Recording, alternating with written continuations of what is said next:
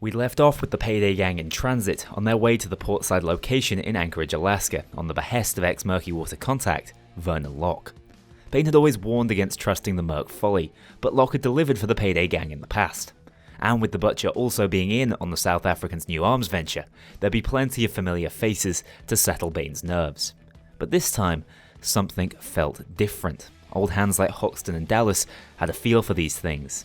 Thus begins a series of twists and betrayals which would lead the crew down a one-way street.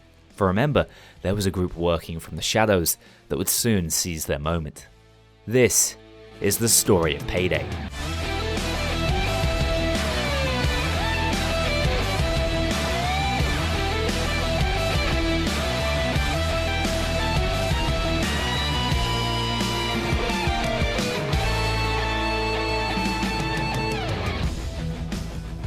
Hoxton, Wolf, Dallas and Chains had spent the night aboard Locke's train convoy.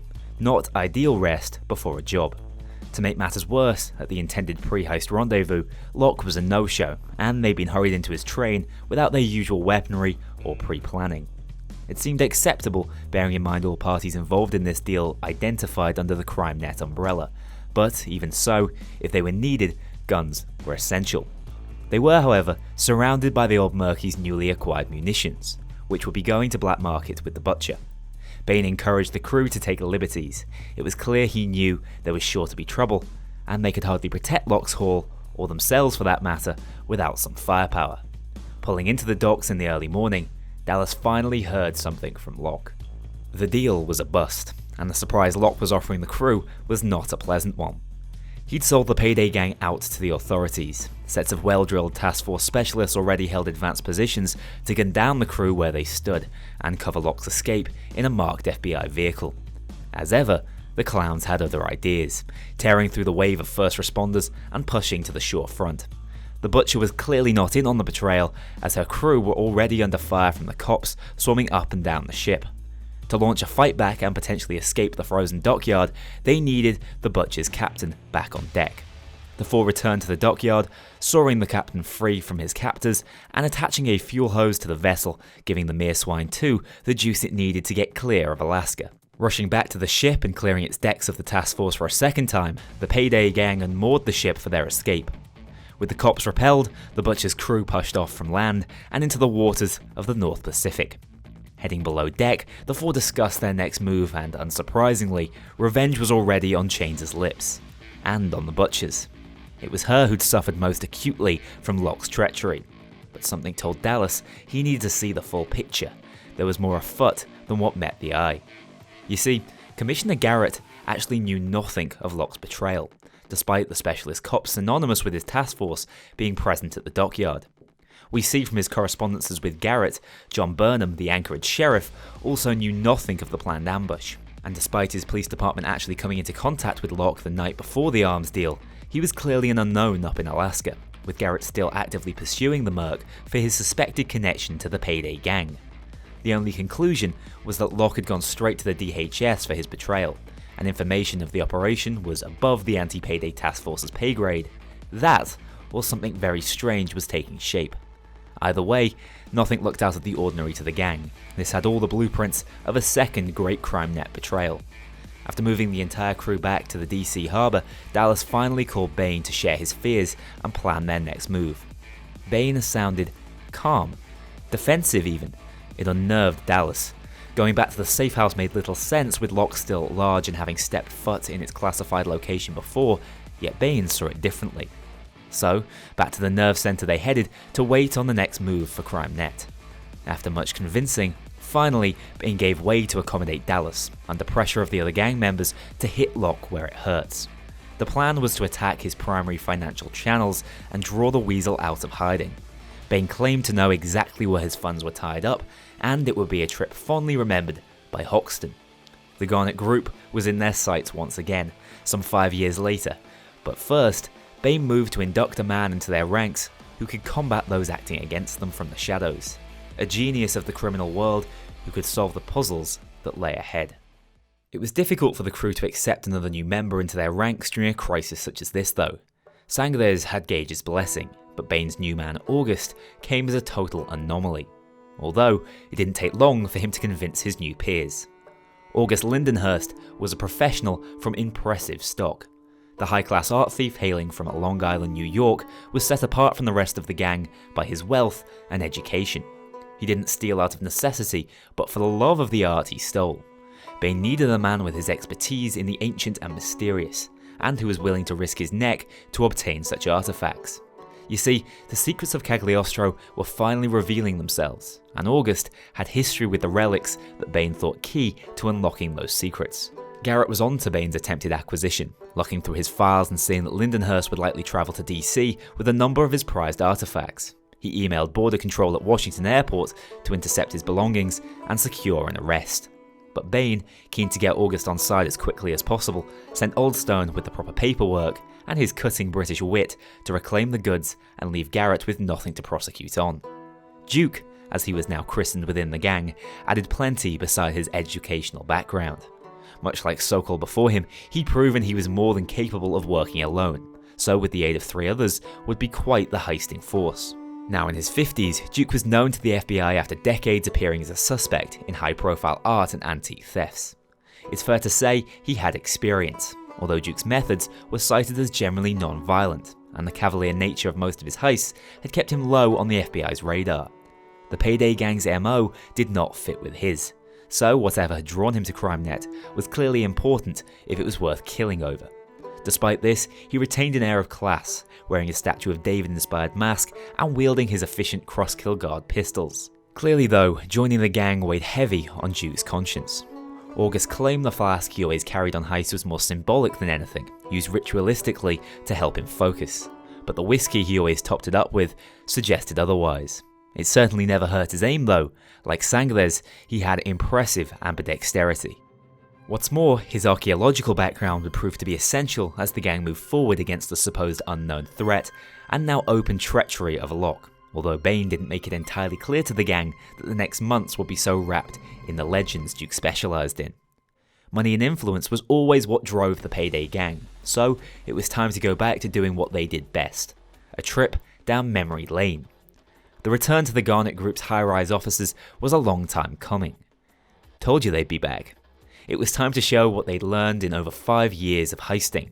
This time, they'd be relieving Nathan Garnet of his most precious diamond reserves without any slip-ups, and with Locke having recently made massive investments in the thriving business, it was sure to be more than just the statement it was back in the day. It just so happened that Garnet hadn't learned his lesson, continuing to throw family birthday celebrations within the headquarters, which made a heist like this much easier to pull off. Unfortunately for his son Ralph, after 5 years out in the cold following his cowardice during the first Garnet hit, yet again he'd be at the centre of the Payday gang's plans. Just as they did the time before, the crew entered using a suspended window cleaning platform and glass cutters. The difference was, now they had an abundance of stealthing talent within their ranks. The gang hacked the router boxes controlling the motion detectors next to the vault and accessed the laptops with the vault access codes. In the process, they bumped into poor Ralph, who again had been trusted with the keycard required to enable the code. With this, they had all they needed to breach the Garnet Group's soft centre yet again, remembering the armoured glass from their last trip inside the building and coming accordingly equipped with glass cutters. Their escape from the building was all but secured, leaving as they entered with millions worth of diamonds.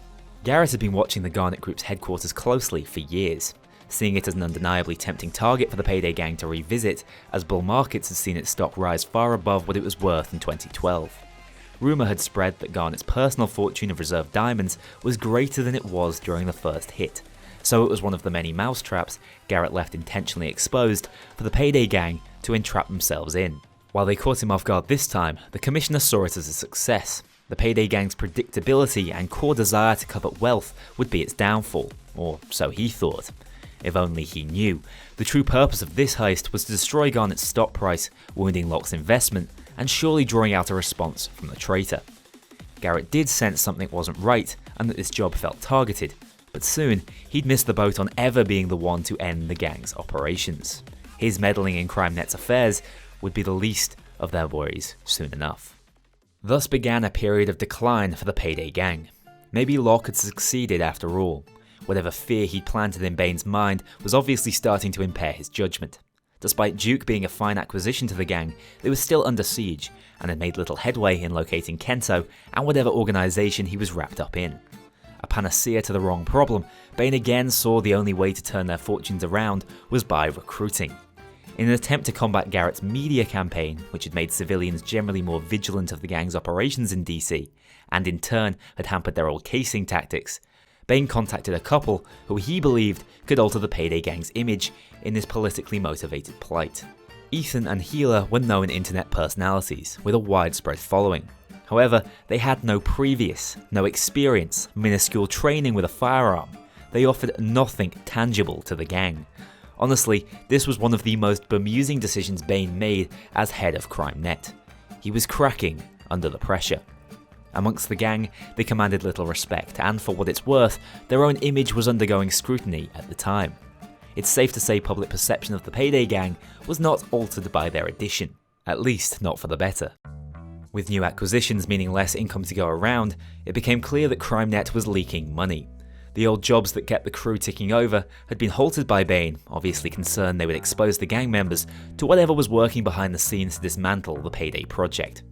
This paranoia had seen the coffers dry up and the crew begin to get antsy. They didn't doubt Bane's leadership just yet, but something had to be done, and soon. Fortunately, a contract that would take the crew to LA and see them working with one of the area's most influential crime families, the Cabos, seemed like the perfect triage. The objective was to again hit out at the Garnet Group branch location, targeting Locke's interest, but also with the promise of another vault full of valuable jewels. The patriarch of this family who approached Bane with the job offer, Joe Cabo, had already assembled a team of highly capable and experienced criminals. Cabo favoured the Payday gang to assist in this job because, much like his own hires, they stressed anonymity and aliases, making it hard to track any of their deeds back to the family. Their assisting crew were simply given colours as their code names, and their real names were apparently not known even amongst themselves. Working with professionals like these in a quiet downtown location was surely the recipe for a comfortable financial success, a chance to change the tide back in CrimeNet's favour. But, as it happened, everything leading up to this situation may well have been orchestrated by those puppet masters working behind the scenes. Maybe Locke's warnings were founded on truth. Just days before Dallas and company were scheduled to leave for Los Angeles, they intercepted a message to Garrett from a Japanese email address. Buresage ni wa Kino Koete, the Hanging Gardens at Beyond Yesterday. The subject, Annuit Coeptis, invoked the imagery of a new world order. If this wasn't an elaborate prank, it was worth paying attention to.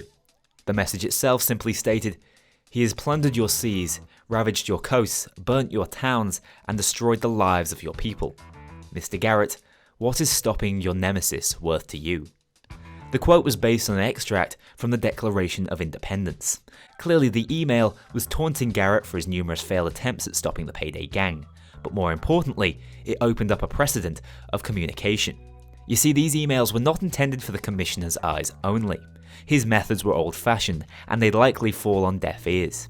Instead, whoever was sending them knew the Payday gang had access to Garrett's files, and likely wanted them to see. It should have been a wake-up call to Bane, and maybe it was. But he went ahead with the job anyway, choosing to keep no members of the gang close at hand, a potentially fatal mistake. Upon entering the eerily quiet boutique to commence codename Reservoir Dogs, an ambush was sprung. Mr. Brown took a fatal bullet before Mr. Blonde could say a word to the cashier. Less lethal methods were clearly out of the question. You see, the LAPD knew exactly what was coming, and who to expect. Yet Garrett was again unaware. Surely this had something to do with whoever was sending these cryptic messages to law enforcement. In any case, as Brown's body fell limp and the rear lifts opened, all hell broke loose. Most of Cabo's men fled to cover or from the scene altogether. But by all accounts, they needn't have, as it was the Payday gang they were after. Unfortunately for the cops on the front lines, this wasn't even the crew's first ambush this year. They were more than equipped to fight back. After fending off the initial assault wave, they dug in, holding down the storefront whilst hacking access to the vault entrance. Using a combination of Wolf's trusty drills, Mr. Blonde's liquid nitrogen backup plan, and C4 dropped in by Bile, this vault was more than breachable. Although not before finding it to be electrified. Whoever they were dealing with knew the Payday gang well, maybe even firsthand. In any case, Wolf was undeterred, hauling Garnet's precious gemstones out of the building under a hail of bullets from SWAT responders. The crew chose to flee on foot through to the back alleys of the designer LA shops, drawing cops away from Mr. Blonde's escape with the loot in tow. But just as they rounded the corner to meet Twitch at the van, Bane's transmission cracked up. A raid was taking place on his surveillance center, a location which even Dallas wasn't fully aware of. Shots were audibly fired over the radio, and in the short time he had, in a frenzied panic, Bane told the crew everything he could. Guys, in trouble. The location is compromised. Gotta get you guys out of there. This is what I was afraid of. They're coming for me. I'm so close to finding. Not much time. Don't hear me. This is crazy, but you need to trust Locke. He is our side, and whatever you do, you need to get to Brooklyn. Locke knows. Locke, help you find. Be careful. As Bane went dark, two instructions rang clear. Trust in Locke, head to Brooklyn. Bane's recent strange behaviour must have been a product of his obsession with the secrets of Cagliostro, and a desire to not drag his closest allies into the firing line with him. Whatever was buried in Brooklyn was the first step. But first, before they could even think of helping Bane, they needed to get out of LA, and, if what they'd been told was true, Locke was their ticket out. Things started to fall into place as Locke explained the events of the past months, contacting the gang after they'd bunkered down at the pre-planning location towards the outskirts of the city. He told them getting out of DC was the reason for his Alaskan betrayal, as someone Bane used to believe could be trusted was apparently listening in. Locke needed to create the illusion of distance between himself and CrimeNet to keep working for Bane in safety. So, the whole thing was a ploy. It dragged the crew away from prying eyes of the organisation at their heels, likely this Beyond Tomorrow group, and it bought time for Bane to decipher what he could of their intentions. The Butcher won't have appreciated it, but for the Payday project, the mess in Alaska was a necessity. Clearly Locke didn't really have a stake in the Garnet group. It was the group themselves Bane had been after, proven by them working hand in hand with whoever had set them up in the Reservoir Dogs massacre. Trusting Locke may have been difficult for the likes of Chains and Wolf, but at this point they had little to lose, and Locke little to gain from further deception. Maybe the weapons he'd left them with were no accident after all. In any case, to prove his sincere intentions, he orchestrated the crew's escape from the south coast. In the brief time window of isolation, Wolf and Mr. Blonde had tortured a member of the LA task force for information on the sting operation. But clearly, these orders came from the very top. The poor grunt had no idea how they'd known, but it sure made Wolf feel better. With the rest of the force hot on their heels though, Locke formulated the escape plan. They were to hold their ground, secure their share of the diamonds, and leave on Twitch's mark, taking the heat off Cabo's men. Battered, bruised and leaderless for the first time in over 6 years, they were still able to pull through, Locke proving he had the talent for being the Bane of a job. After finally escaping LA for good, all 21 active members of the crew rendezvoused at the safe house, which Locke was certain Bane had done everything to keep from being compromised. There, a second email was found. Though sent to Garrett, it was definitely intended for them. Sent on the eve of the Reservoir Dogs heist, its timing coincided with the assault on Bane's secure location in DC. The cryptic image attached was exactly the reason why Duke had been brought in. He was able to decipher that the message was in fact written in cuneiform, an ancient symbol-structured script first used by the Sumerians of Mesopotamia, roughly 5,000 years ago. It read, "From the hill to the path of the river, to the crossing of the honoured dead at rest, you will find a place of reckoning." The timing was too perfect. This group, Beyond Tomorrow, had to be the ones who took Bane, and now they were trying to use him as a way to lure the Payday gang to where they needed them.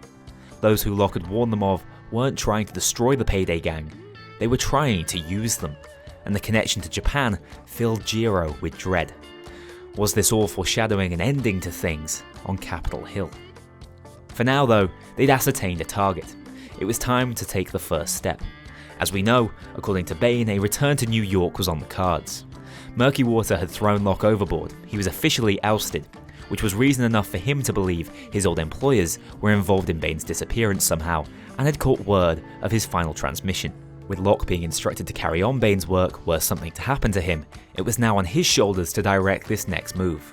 Although taking the fight to the Murkies made the most sense to him, he acquiesced to Bane's wishes, and thanks to Duke, whose Lindenhurst lineage and antique possessions were linked to the secret, the crew were able to pinpoint the location of their next heist.